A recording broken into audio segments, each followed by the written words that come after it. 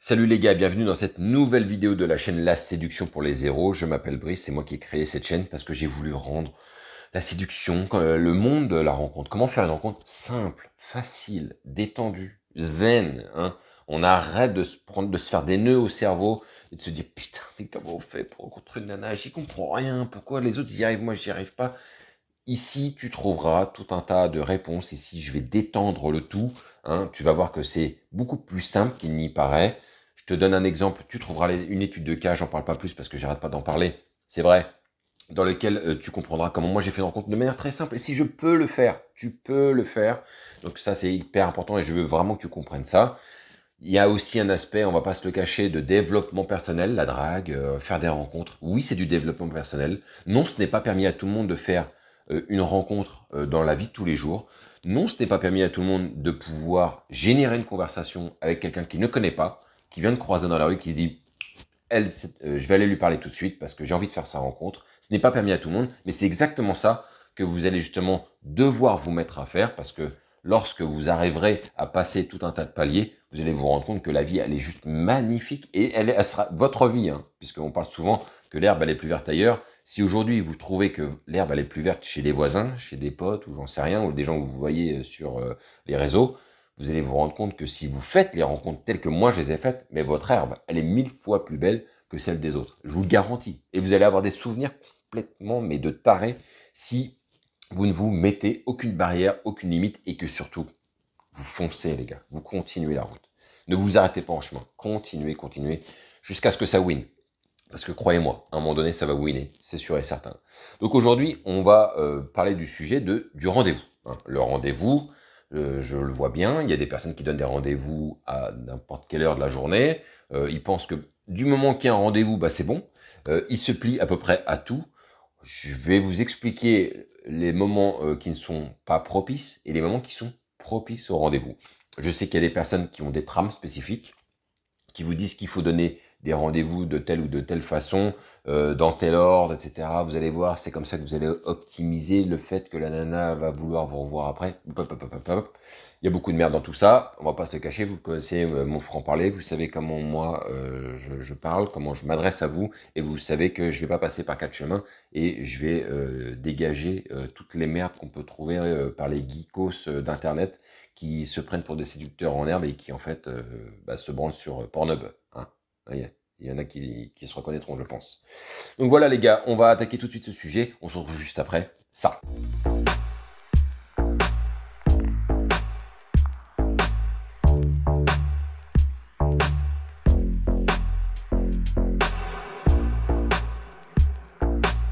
Comment programmer un rendez-vous avec une fille? On va partir du principe, les gars, que vous avez donc fait une rencontre, hein, que ce soit par les réseaux, dans la vie de toujours, je ne sais pas, on s'en fout. Mais on va partir du principe que vous êtes en contact avec une nana, d'accord? Vous l'avez rencontrée, très bien, et il va être temps de programmer un rendez-vous. Je sais très bien qu'il y a beaucoup de personnes qui pensent que tout est permis, et je vois, et il faut avoir en tête, les gars, que ce sera contre-productif de donner un rendez-vous qui n'amène rien. Il faut toujours penser à l'après. Il faut toujours penser à quoi il sert ce rendez-vous. Pour vous, déjà d'une part. Pour elle, peut-être, mais surtout pour vous. Qu'est-ce qu'on cherche à avoir un rendez-vous? Les gars, on cherche un truc très simple.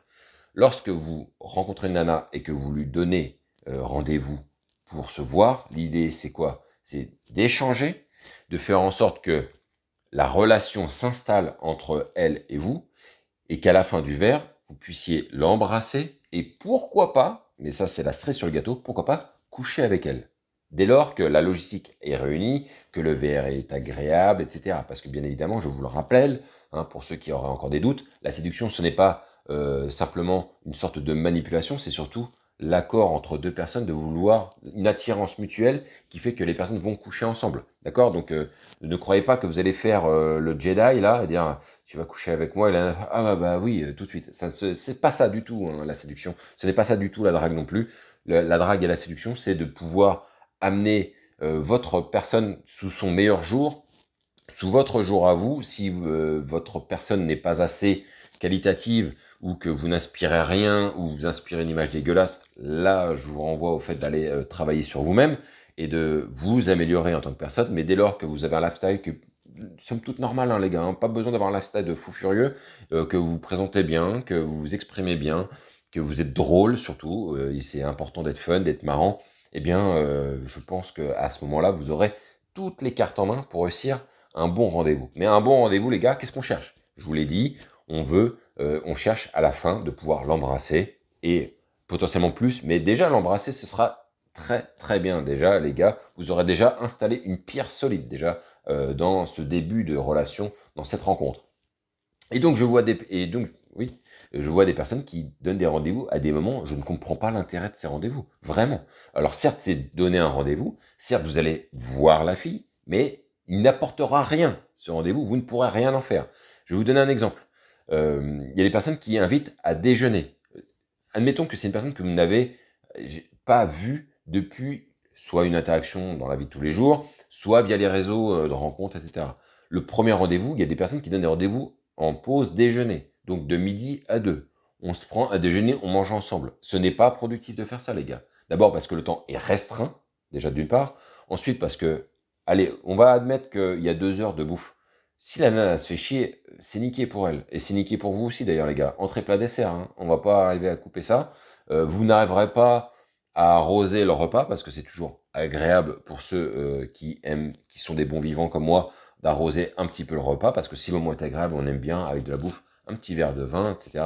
Il n'y a rien à exclure. Là, c'est le midi. Généralement, les gens vont taffer après, à moins que vous ayez tous les deux réservé une après-midi, mais bon, ce serait une putain de belle coïncidence et que vous puissiez après continuer, mais c'est rarement le cas. Donc, pour moi, le midi, c'est à proscrire, les gars, mais complètement, hein. Évitez de donner des rendez-vous lors de la pause déjeuner. Ensuite, il y a un autre moment que moi je proscris totalement, hein, je m'en suis complètement détaché de ça, c'est de proposer d'aller prendre un café en termes de premier rendez-vous. Alors, je l'ai vu, moi, à l'époque, quand je me suis intéressé justement à comment on fait une rencontre, à quel moment on donne à quel moment on peut fixer un rendez-vous, combien de rendez-vous et à quel moment. Et à l'époque, il était dit qu'il fallait fixer un rendez-vous, que l'idéal, c'était de fixer un rendez-vous euh, en milieu, fin d'après-midi pour un café, pour voilà, une petite rencontre, et qu'après, fixer un deuxième rendez-vous pour aller prendre un verre. J'ai jamais été à l'aise avec ça, j'ai jamais compris trop l'intérêt de faire ça, et moi, je vais squeezer tout de suite cette étape qui pour moi ne sert à rien. Et pour moi, aller prendre un café, je vois pas l'intérêt, je vois pas ce que vous allez chercher derrière, si ce n'est juste pour faire une rencontre amicale. Et c'est tout le problème d'aller prendre un café, c'est que vous aurez cette problématique qui fait que vous aurez du mal à instaurer peut-être un rendez-vous avec un peu de jeu de séduction, avec justement l'idée de se revoir, etc. Parce qu'on est, par exemple, en plein après-midi, et ce moment de la journée n'est donc pas propice au rapprochement, et donc vous serez dans une certaine distance, même en termes de structure et d'environnement, où vous prendrez donc un petit café ou un petit verre de jus de fruits. Évidemment, on va pas aller se prendre une bière à 16 heures, ça donne un très mauvais signal si vous faites ça, c'est pas le moment pour le faire. Vous pourrez vous prendre une bière à 19 heures, mais bon, à 16 heures, évidemment, là, on va se prendre un café, un thé, tout ce que vous voulez, un chocolat.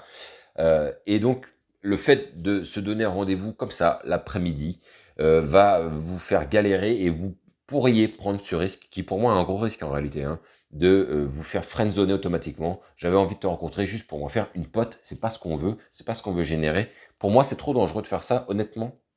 Vous avez compris maintenant, je vous le déconseille très fortement. À quelle heure donc il est préférable de fixer un premier rendez-vous, je le rappelle encore une fois? Eh bien, c'est en soirée, les gars. En soirée, il faut programmer un rendez-vous. Moi, je ne programme pas de rendez-vous en journée, de manière très claire, en fait. Alors, certes, l'été, le ciel se couche, enfin, le soleil se couche plus tardivement, mais j'allais vous dire, je ne programme pas de rendez-vous lorsqu'il fait jour. Bon, en soirée, évidemment, à 20h, 21h, juin, juillet, il fait encore jour. Donc oui, moi, ce que je vous conseille de faire, c'est de programmer un rendez-vous pas avant 19h, honnêtement. Pour moi, avant 19h, à 18h, on est à la frontière du café et de l'apéro. C'est un peu chelou hein, de prendre un apéro alcoolisé, admettons, à 18h. Donc moi, je vous conseille franchement de ne pas donner rendez-vous avant 19h pour une raison simple. Pour une raison simple. Il y a, tout est réuni en fait dans ce cadre horaire, 19h, 20h, t'as compris, hein, c'est pas à la marge. Tout est réuni. D'abord, on sait qu'à partir de 19h, on rentre dans un cycle plus ou moins certain de fin de journée pour la majorité des gens. D'accord? Donc, logiquement, c'est extrêmement rare qu'une personne soit encore au taf. Ça arrive. Il y en a beaucoup qui font des horaires, évidemment. Mais on commence à rentrer dans un créneau horaire où, effectivement, à 19h, logiquement, il y a de moins en moins de chances que la nana soit occupée. Après, quand vous allez fixer votre rendez-vous, et si vous dites, bah écoute, je te propose 19h à tel bar, et que la personne dit, ah ouais, mais je risque de finir plus tard, bah il n'y a pas de souci, soyez souple, hein, les gars, et dites, bah 19h30, pas de souci, ou même 20h, il n'y a pas de souci, il n'y a pas de souci. Moi, tu sais, je suis souple, il n'y a pas de souci, je peux m'adapter, c'est pas un problème, ça me va très bien, 20h. Et donc, le fait qu'elle soit déjà désengagée de son travail fait qu'elle n'aura pas cette pression comme on peut le retrouver le midi, ou même à 16h, hein, s'il y a des obligations, chercher les gosses, ou peut-être pas, enfin suivant l'âge, vous voyez, mais il y aura plus ces obligations. Logiquement, une nana qui vient vous voir en soirée, elle se sera délestée de toutes ses obligations. Si elle a des gosses, à 19h ou 20h, étant donné que les gosses, ils mangent tôt, logiquement, là, manifestement, il y a quelqu'un qui s'en occupe pour elle. Donc, normalement, on est bon. Il n'y aura pas la pression du travail. En réalité, il n'y aura aucune pression. Et c'est ça qu'il faut aller rechercher. Ce qu'on veut, c'est donner rendez-vous à un instant où, en fait, on peut prendre le temps. En fait, on a l'impression que le temps n'a pas de fin, même si on sait tous pertinemment qu'on ne va pas prendre un verre jusqu'à minuit, 1h du matin. Sauf exception, les gars, ne me faites pas dire ce que je n'ai pas dit. Mais logiquement, c'est ça. C'est qu'on sait qu'on a un laps de temps qui est assez large, et donc, on est détendu, et vous aurez une personne qui n'aura pas de stress, pas de... à moins que sa journée lui trotte encore dans la tronche, mais ça c'est encore un autre débat. Mais voilà, il n'y aura plus justement ce carcan de la vie qui va traîner en arrière-plan. Là, elle est là pour le verre, pour vous, et donc c'est exactement ce qu'on veut chercher. Et bien évidemment, comme je vous l'ai déjà dit, le soir est propice aux rencontres. Donc bien évidemment, vous faites un verre, vous faites une petite balade après le verre, par exemple, c'est très conseillé même de faire ça. Vous tentez de l'embrasser, ça passe, c'est bien, ça passe pas, bah, vous retenterez peut-être plus tard, là, pendant que vous ferez une petite marche, ce genre de choses, bien même si vous avez décidé de l'embrasser dans le bar, mais je vous déconseille un peu de le faire, à moins que vous soyez sûr et certain que là, ça clignote de fou furieux, et que là, bon, il n'y a aucun risque. Pardonnez-moi.